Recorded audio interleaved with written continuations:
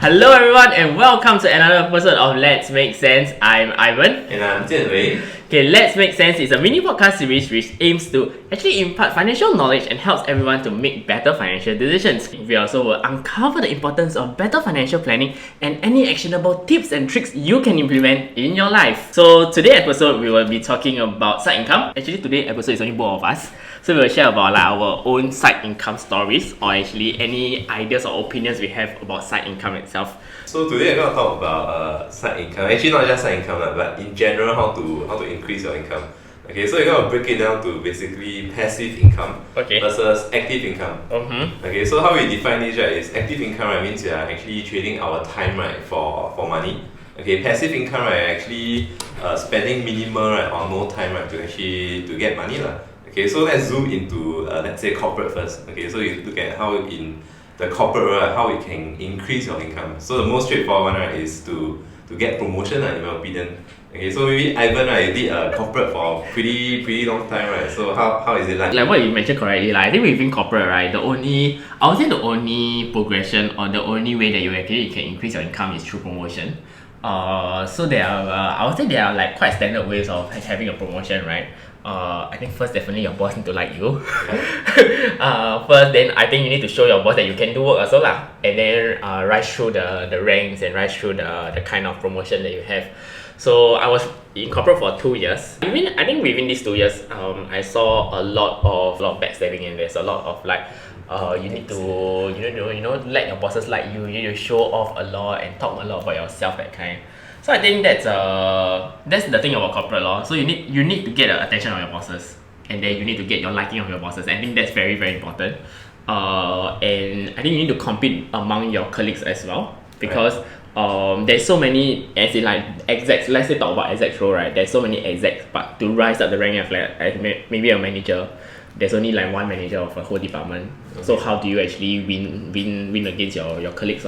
Right, because from my corporate experience, I feel that it's a bit hard. I didn't do corporate for very long, about 6 months only.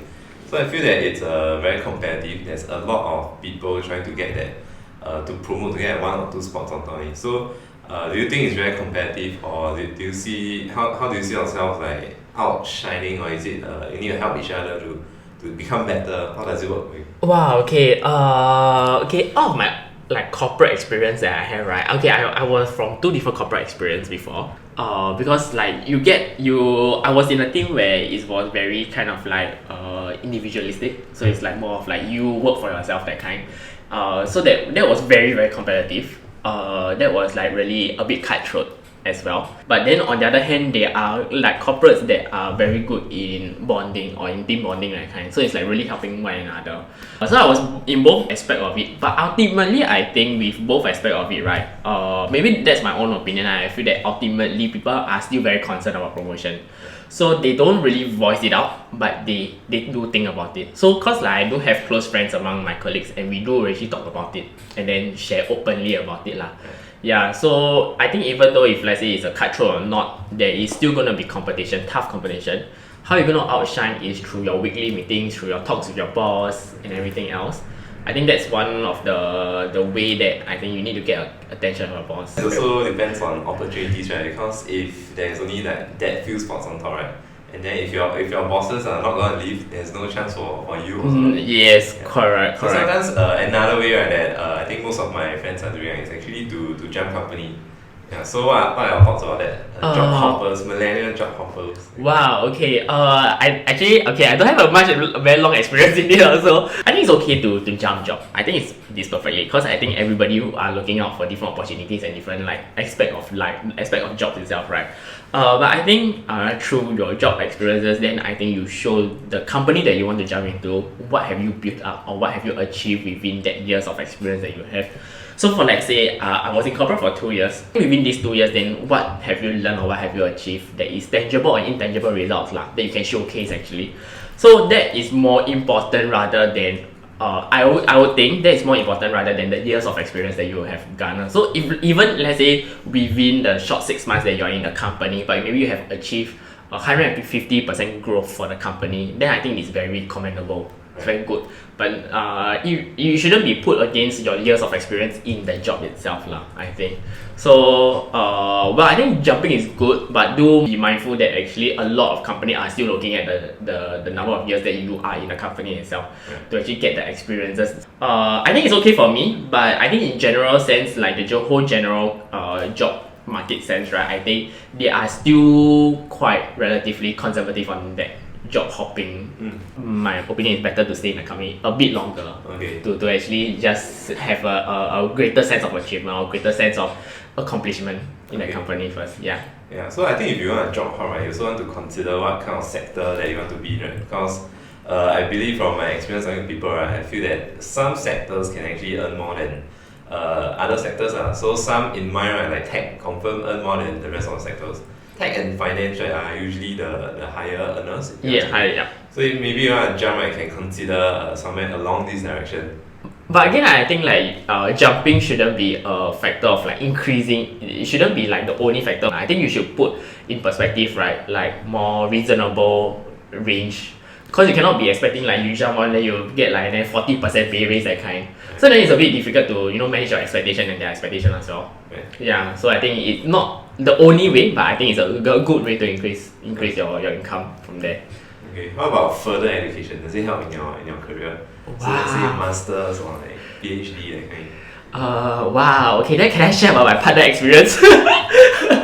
Okay, actually, I know a few people that actually further their studies into masters. If you know that you are heading into the industry or you have really full passion on, you want to actually increase your knowledge on it, then I think it's a good way. Because I think masters is very, I would think like masters is quite an in-depth study of like your undergraduate, right? So I think like if let's say you are only very confident that you are actually going to work in that industry for long term, maybe it's going to be your permanent career, that kind, then I think don't mind you going to continue your studies in that sense. As in, I think in general sense, like millennial will think that taking masters is like a break from their original job at current moment and then recalibrate themselves. I think it's a good idea as well, but I think it's more of like they do not again set high expectation. After masters you are expected to have that pay, because if let's say you're from a totally different industry, then it's very like you starting back from the basic, that kind.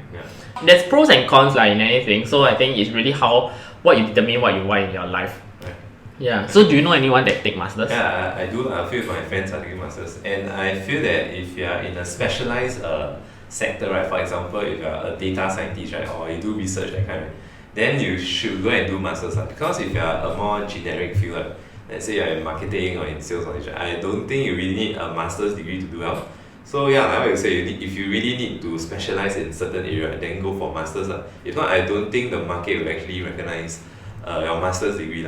Yeah, so that's my thought for further education. It's not very cheap also for masters, easily 40-50k for a local masters. Yeah. So imagine you have like you have paid off everything that you will have for undergraduate already. Then you pay finish already, then you want to take master, then you have another loan coming out again. Now you're thinking, oh what, I keep studying, that kind. Yeah. So it's gonna be very tiring on you also. Yeah. So just now you mentioned like sometimes it's very hard to promote, right, because of corporate structure and everything. Right? So let's talk a bit about outside of corporate. So what are some of the options, right, that you can do, right, to increase your income? Some side hustle options, right, that we explore, right, is tuition actually.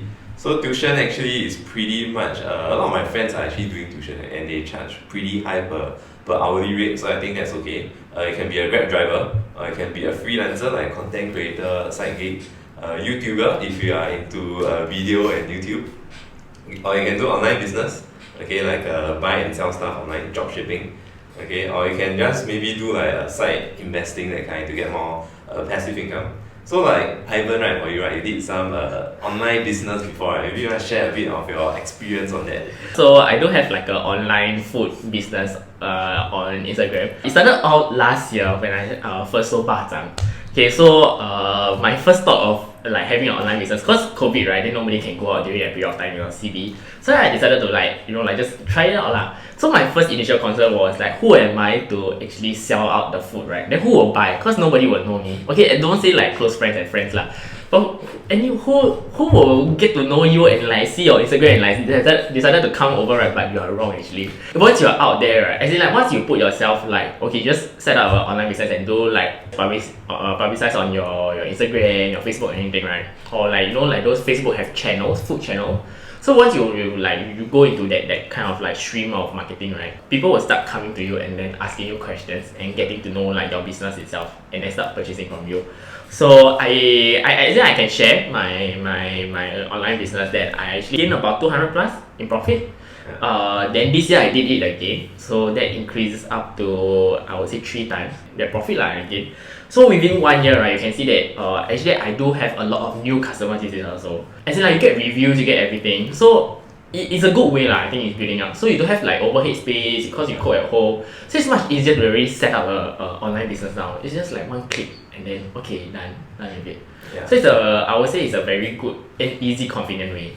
Okay. Yeah. And most of it comes from like people that you don't know, like cool people, right? Yeah, so it's really cool people, one. It's like to be honest, a lot of my friends didn't really purchase it, but yeah, you did. So a lot of like cold leads really come from like Shopee. Okay, so I listed it on Shopee and also on Facebook channel. So a lot of like cold leads came from there. Then they actually order quite a lot without even testing. So like I have like one batch is like 10 baht and 20 baht that kind. So I was like just wondering like without tasting the food, then they can actually believe in you that kind. So it was quite amazing Yeah. So that's my online business. Yeah. But I think like there have been increasing growth of a lot of online business nowadays, right? Yeah, especially food, like selling friends selling tanghun, selling cakes that kind. So I think it's a lot of commitment also. So at the end of the day, we need to ask ourselves, right, which is the best? We need to look at how much time you spend into doing this also. So imagine if you spend the whole day doing this, right, and then you earn a few $100s, right, then it maybe doesn't make sense for you really. So I think which one do you think is the best?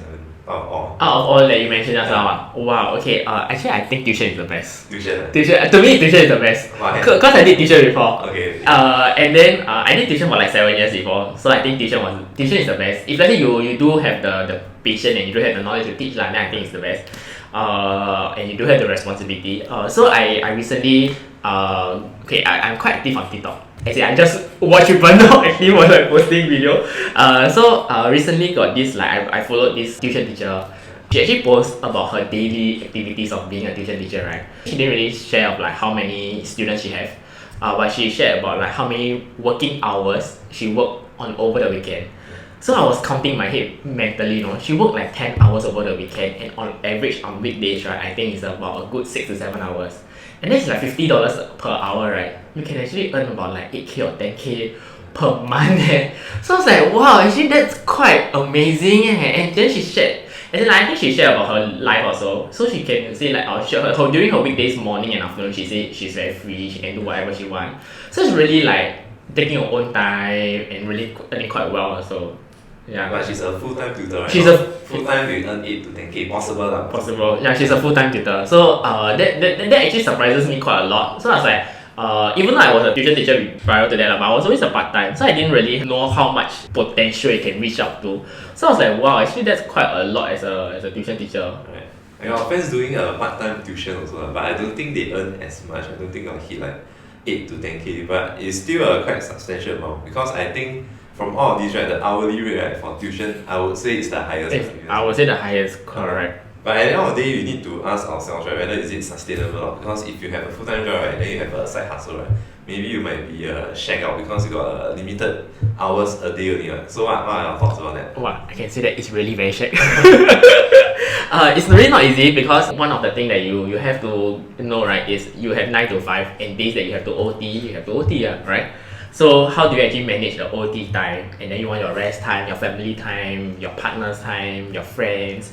How do you actually able to allocate all this? So you will feel very, very tired, because you don't really have enough time for yourself, and then you have to like fit in with all these side hustles. So I think sustainability wise is a very important thing to me lah. So in terms of like, I don't want to like tire myself out just because I want to have a side hustle, or just because I want to earn that extra amount, not from my full time. I think a priority for me that I said that days that let's say Saturdays I don't do anything. For me to able to rest on a Saturday and to spend time with like family and friends, I think more important than like earning it lah. So I think sustainability is a very big driver. Then I think another question that you can actually look into is if your company is agreeable for moonlighting lah. Do you need approval and stuff like that? Because not all companies I know do a lot of it.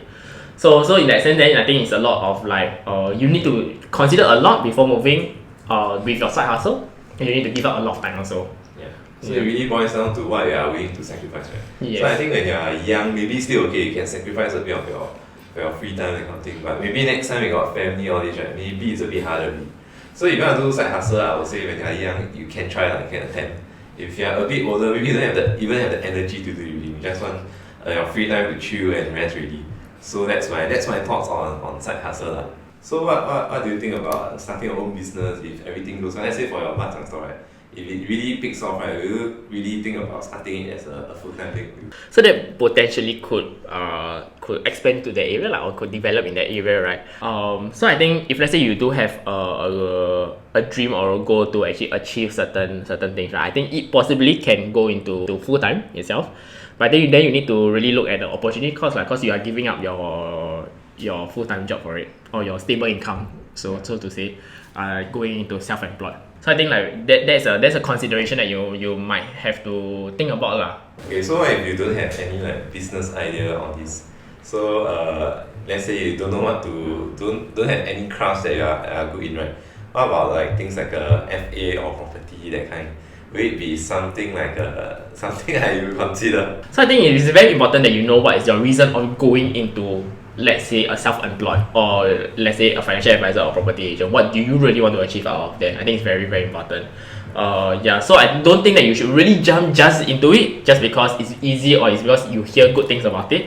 I think you need to measure the pros and cons lah. Ultimately, like having your own business, that's the same also.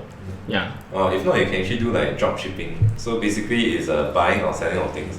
So for example, you get this good from a China supplier, and then you maybe mark it up and sell it in Singapore. So that's a drop shipping, and I think people do earn a lot from this. I know of somebody that's doing this, right? So they actually import stuff from China, and then they mark up about 30-40%, right, to sell it into Singapore. So it really works. It really is quite profitable, provided there's a need for your products. Yeah, so I think at the end of the day is you need to go and source out for all these suppliers that in China or from wherever. Let's move on to passive income. Let's say you don't want to spend too much time on basically your side hustle, and then you still want to earn some passive income, right? So what are the options, Ivan? Wow, okay, that a lot of options I tell you.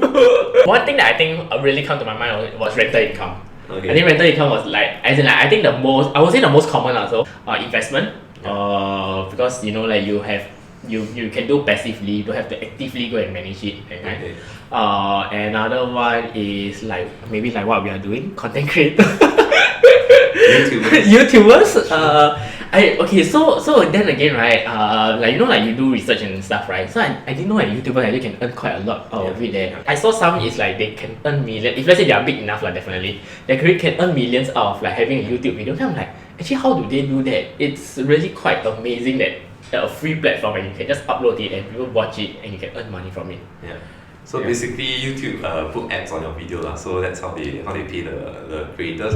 Okay, so per ad they will charge you something. I would think is per view or per 100 views, right? They'll give you an amount . Yeah, and then it's passive because once you create that video, right, it'll be there perpetually. So anytime when people watch it, right, you can get some money from there . So I will park this under passive income . Okay, but then do you think that it's more of like a passive and active because you have to create videos, like you have to constantly create videos and then to upload, because if let's say your channel is dying down and nobody watches it, right, then you don't get enough drive out of it . Yeah, so you still have to do some work, so it's not totally hands-off if you ask me. So those totally hands-off one, like what you mentioned, right, rental income, so you just rent a house, right, just call it a rental income. I think investments, right, maybe dividends. Okay, so they invest into maybe dividends paying stocks, right? Then they get dividends paid maybe every quarterly from there. So those are more hands-off one. Okay, so some other things, right, like maybe just interest income from them. So some ideas, right, like Singlife, Ethica, they pay you pretty high interest compared to the banks, compared to just put your money in the bank. Yeah, so I think from there you also get a bit of passive income from there . Yeah, so which one is the best for you, Evan? So I said I haven't bought a house, right? And I don't have enough money to like actually just buy a house and then rent it out also. I think that is what we will look for in the future. I think possibly. But I think at the current moment it will be definitely investing. And I think nowadays investing have been quite a big talk among like millennials or among young generations lah. So I think it's a good idea of like actually what is investing all about and how do you actually make a passive income out of investing. So I think a lot of people want to know about it. It's a well-known idea. I think it's more of like everybody knows about it, but just how to start and how to do it. Yeah, I think the real passive income is through investing because I would believe you spend minimal time on it, because if you just invest in a dividend paying stocks, right, you just let it sit there and just collect the dividend income. So I would think that is more passive compared to other ones that we mentioned before lah. So yeah, I think that's a few of the passive income options that you can explore. But at the end of the day, you must really like what you are doing also lah. So if you talk about so much things, right, then in the end you just work for money, right? I don't think you feel like fulfilled as a person also. So it's not just about chasing money, even though money is important. So I feel that you eventually need to like what you're doing also lah. So yeah, what are your thoughts, Ivan? Similar, same as you. I came from the corporate side, then coming to being self-employed, right? Then I think it's really very important to drive what you feel, what you like. I think because you feel the fuel, you feel the drive, you feel the motivation and everything else. It's really very different from being in the corporate life itself. Then I think it's like I think people will say like 2 years in corporate, then it's a very short period of time. How you know what you like, right? But I think it's just really what you feel about that whole job and what you feel about the whole environment and how it gives you that kind of feeling. So I think it's very, very important to because it motivates you, because everything needs motivation. You know, your money cannot be the only motivation in your life. I think it's something that you spiritually or mentally or physically you'll feel satisfied in that sense. And I think it's very important. Yeah, I think end of the day you must also take action, because I heard a lot of people, right, talking about doing a side hustle or investing on this, right? But all talks only, no action. So you must really take the step to go and do it before everything will work out for you lah. Yeah, so that's my thoughts on this. That's a very good parting words or last word that you have. So I would say that's all for today's episode. Yeah, so thank you so much for sharing. Yeah. It's a pretty good episode. So if you like our video, do like and share and subscribe to our video, and we will see you next week.